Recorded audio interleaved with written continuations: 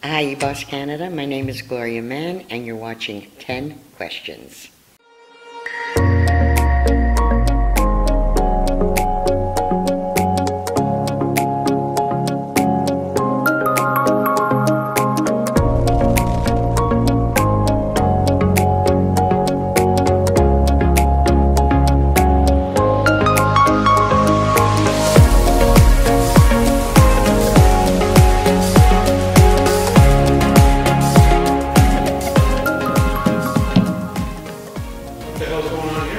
Oh, there's my beautiful child. I'm here to actually interview you. For what? For E-Boss. For E-Boss. They hired me to interview you. So, You little bugger. I was outside for literally an hour. Why didn't I know that? Because we wanted to surprise you with the interviews. How happy am I that you're here? I'm very happy. I mean, I wanted to come and hang out with you a little bit. All right, enough about me. Let's talk more about me. So, my name is Stephen Mann. We are here today with Gloria Mann, and this is called 10 Questions for Casting Directors.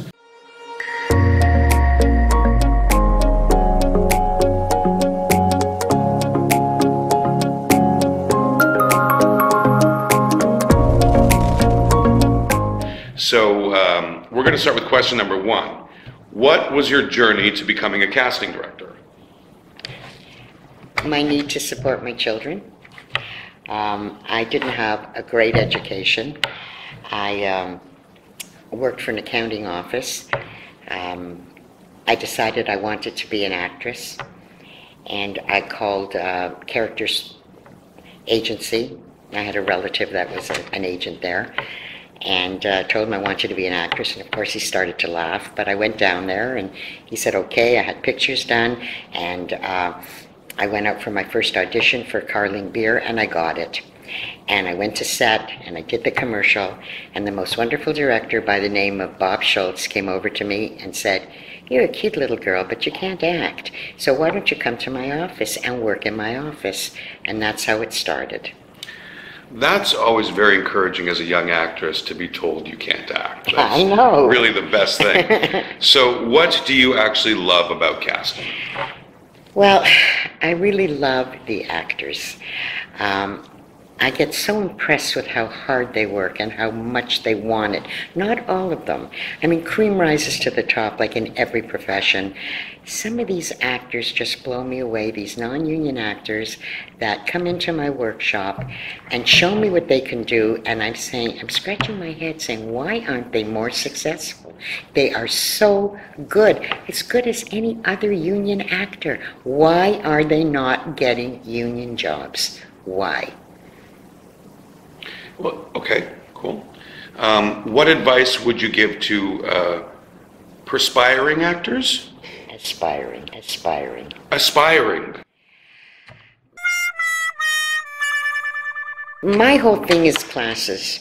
You need to take classes. You cannot compete in your age range unless you know what you're doing. You have to be able to walk into an audition with confidence. And the only way you get confidence is by knowing what to do. And how do you learn that? You take classes. There are amazing coaches in this city, tons of them. All you have to do is Google Toronto coaches, and there's tons of them. What advice would you give to stage moms and stage dads? Oh, yeah. Well, I don't have that so much in series, but I had that pretty bad in commercials. I guess we all see our kids as being the best of the best, and sometimes moms get overzealous and they get too involved. I think kids like to just be quiet, do their job. They get very embarrassed when their parents get overzealous. They just want to have fun. And I keep telling the parents, don't ask them what they did in the audition. They're kids, they don't know. Just tell them, have fun, and when they come out, did you have fun? Don't question them. What is the biggest mistake that performers make when they audition, from your experience? Being too overconfident. Coming in and thinking they know more than the director, and they don't, like we saw it today in the workshop. I'm teaching them, or I'm trying to teach them what to do, but they still do their own thing. There's a certain way of auditioning. There's a certain way of influencing a director to like what you're doing.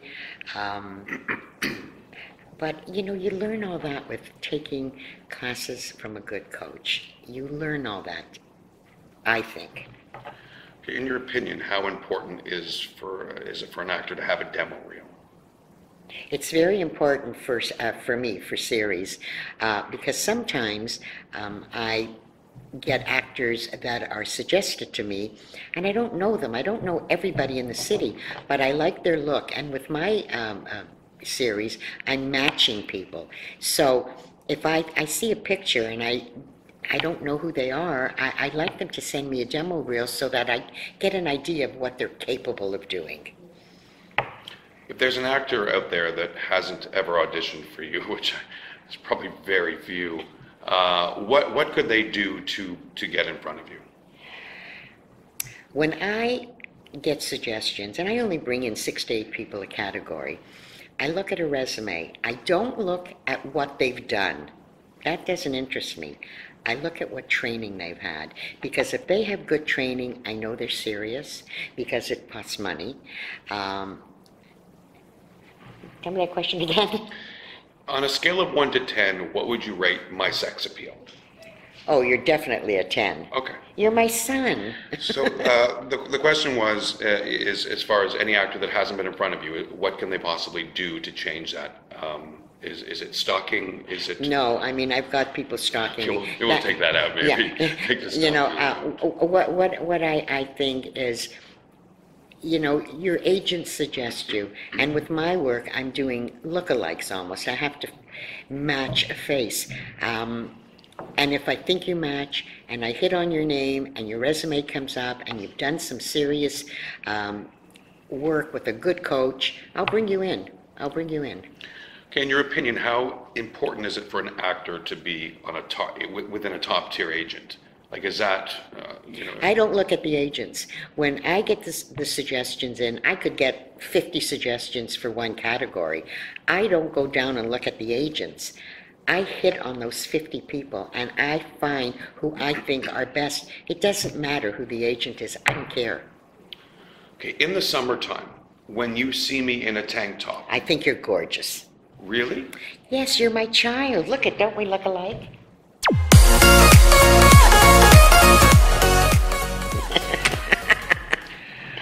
All right. What would you like to see the Canadian entertainment industry do differently in order to grow? What I would like to see, and I could get into trouble for saying this, is some of the casting directors look at some of the non-union people, because they are amazing. They are doing my shows, Discovery, Sci-Fi, History Channel, American channels. They love our non-union people. They're not getting an opportunity. I don't know why, but this has been going on forever. I mean, people like myself and my son, we don't care, union, non-union. We want to give everybody an opportunity. And well, I think what it comes down to is we want the best performers, period. And there are a lot of wonderful non-union performers that are not getting an opportunity. That bothers me a lot. Okay. In the industry, you know, and in life, we all have mentors, people that have given us hope, perspiration, and the drive to keep going. Who are your mentors and why? You know, that's a question that I can't even answer because I'm older than all the mentors. You know what keeps me going is my love for the industry, my being accepted, my being 75 years old and still working all the time, the people at my production houses, especially Cream, that believe in me. They just give me life. I mean, there's very few casting people out there that are my age and do as much work as I do. Cream Productions has been, they've just kept me going. They are so amazing, and they treat me like family. I'm a supplier. I don't work directly for Cream. I can work anywhere, but they call me part of their family. It's amazing. And you give me a lot of hope, Stephen. I give you hope? Yes, you do. Because I'm going to cry. No. You're, you just make me very proud of who you are and how you've taken over this and how you're accepted in the industry. And it's just amazing for me. It's just, I can't believe that you have done what you've done, that you have taken to this. I remember at the beginning you really didn't even like it. I didn't. And look at what you've done, and the people who call me and say, my God, your son, he's so amazing. Don't you cry, because you're making me cry. No, let's not cry. This is not The View. This is 10 questions for casting directors. And the way he treats people. And everybody loves him, and people tell me, what did you do? I said, I don't know that I did anything. He just is who he is. What do you feel is your strongest asset as a casting director? My experience, my age. I've been around a long time. I've seen a lot of changes. I think I have a really good eye. I never have to recast anything. We don't even have callbacks. We always have an extra day for callbacks. We never have callbacks.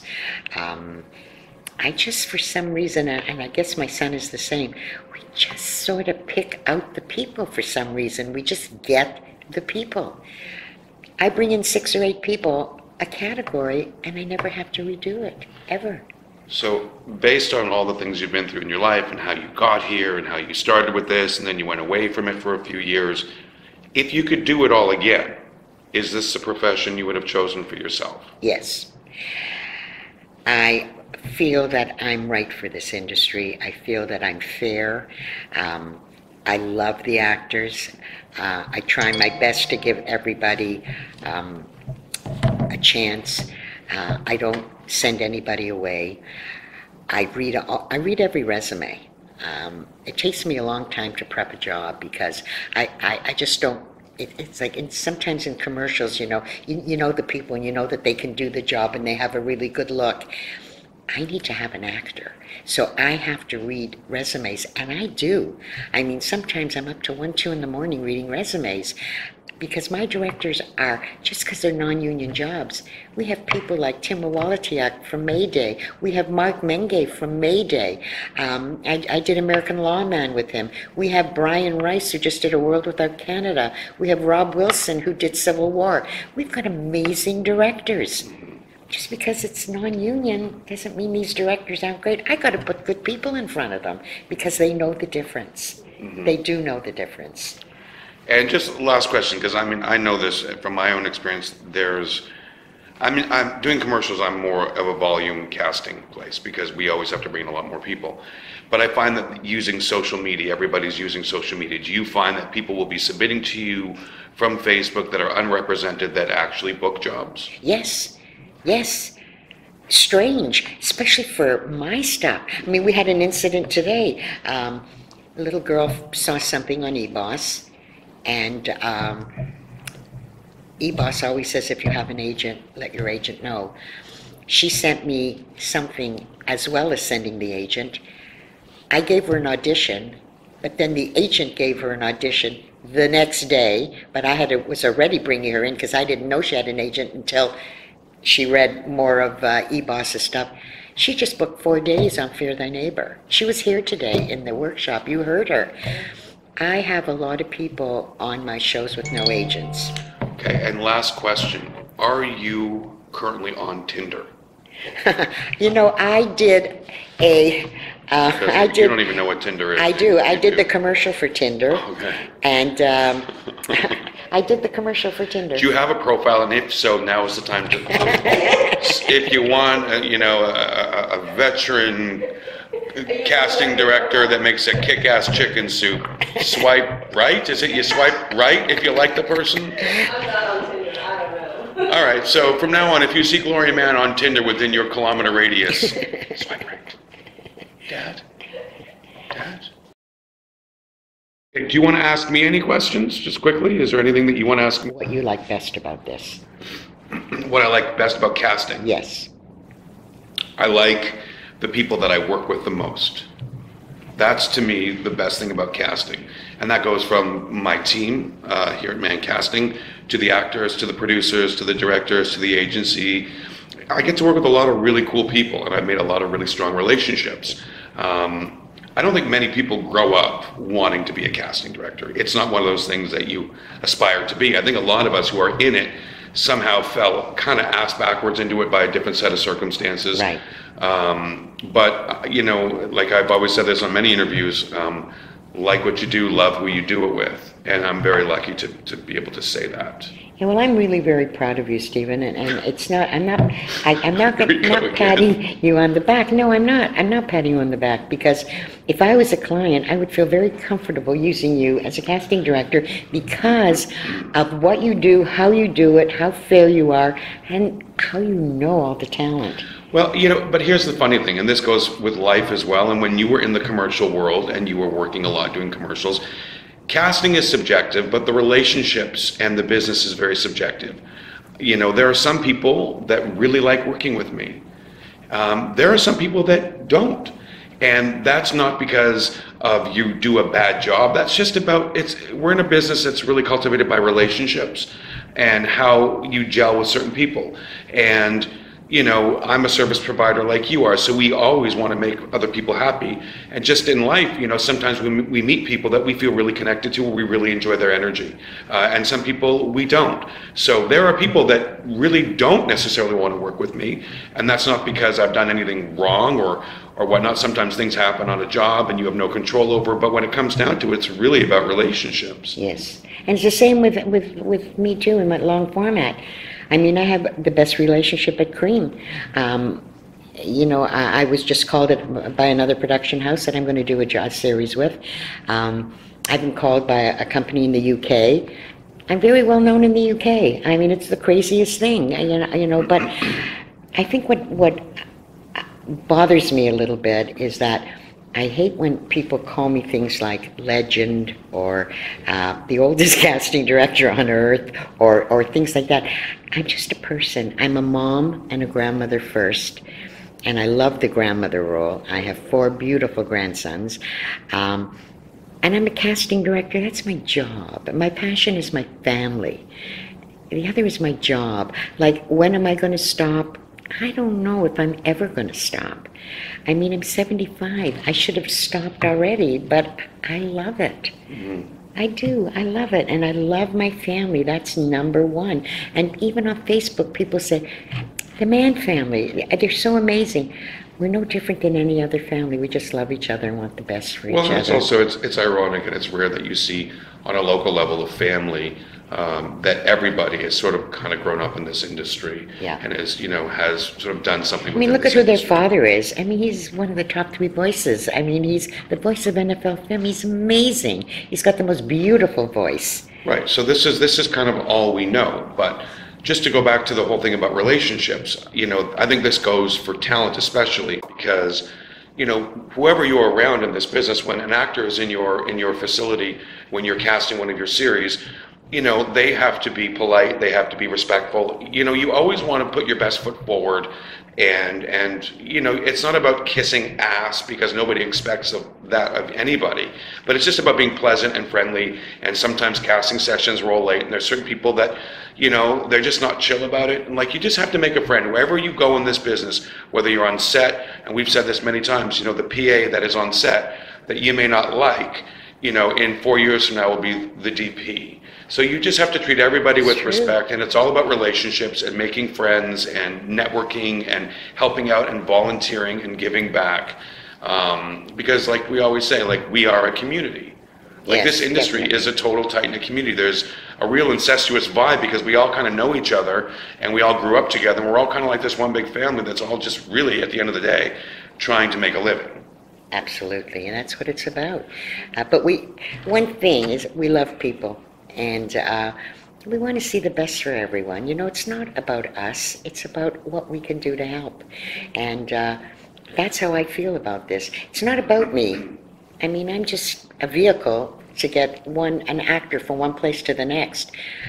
And when they get to that place, I really feel good about it. When I book some of these kids that come to the workshop, and I'm telling you, I book a lot of the workshop people, tons. A lot with no agents. And then they get agents because agents see them. eBoss has been an amazing vehicle for me as well. And I so appreciate when you put out a workshop. Yeah, when you me put too. out- Or just my jobs. Like I It's find so many amazing. people Yeah. that submit through eBoss. Me too. Because I put it in my own casting group on Facebook and I put it in a few other select groups, but I always wind up getting these emails, as seen on eBoss. So it's a Yeah, great me too. resource for actors because again, it's like you have to go and find the jobs. The jobs don't come to you, and their agents are amazing. They may not see something, they may not feel you're right for that, but there are people that have submitted, by the way, I'm with this agent, reach out to them if you feel I'm right. And we do.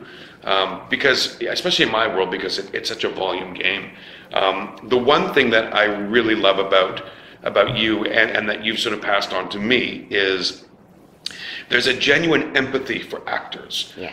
Because, acting, it's a tough position. So tough. It's a tough gig to make a living, and a lot of my friends are actors, and, like I get excited when I book somebody on a U.S. national, whoever it is, but especially if it's one of my friends, because I know the difference that makes on their year and just Absolutely. how the bills and life just becomes a lot more manageable. So that's one thing I think is one of our strengths as a team here, is that we have such empathy and respect for the actors. Yeah, so I think we can wrap it up. Do you want to plug your Tinder account one more time? No, but I want to say one thing that, Nothing like my Tinder jokes. and I'm a very good audience for my son. I think he's the funniest guy on earth. I think that being in this industry for as long as I've been in this industry and seeing people succeed makes me feel very good. This is not just a job and getting paid. This is a way of life. And this is my way of life and my son's way of life, and his father's way of life. My daughter is helping me now, and I'm trying to teach her, and she's learning, and she's loving it too, but she was an agent for a long time. This is totally different than agenting, but she wants to do this, and she has to do this, and I know if I pass all this over to Stephen, I know he'll help his sister as well. We're a good family, and we're very well connected, and we care. We care about each other, we care about the actors, we care about our clients, we take care whenever we can. This is not about money only. This is not about money. It really isn't. It's really about people and relationships and what we can do to help. And it's funny, it all comes around because these people end up helping us. I've also been working with both of my cats, teaching them the business. Because I would love, I have a hairless cat that I think would be a phenomenal agent. Really good temperament, great eye. She only has one eye, so great eye. We're done. But look at my, enough about that. But you know what? No, how many moms no, can say no, in this industry, stay. in any industry, just wait a minute, All right. that their son has superseded them? But isn't that the goal? We want Absolutely. Like I want my children to be more successful than I am. I want them to achieve more things than How I've does that achieved. happen? That's good parenting.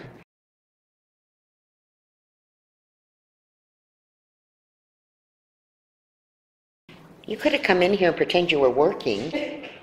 No, I didn't want you to see me at all. That was such a good idea. That was fun. Do you want to plug your Tinder account one more time?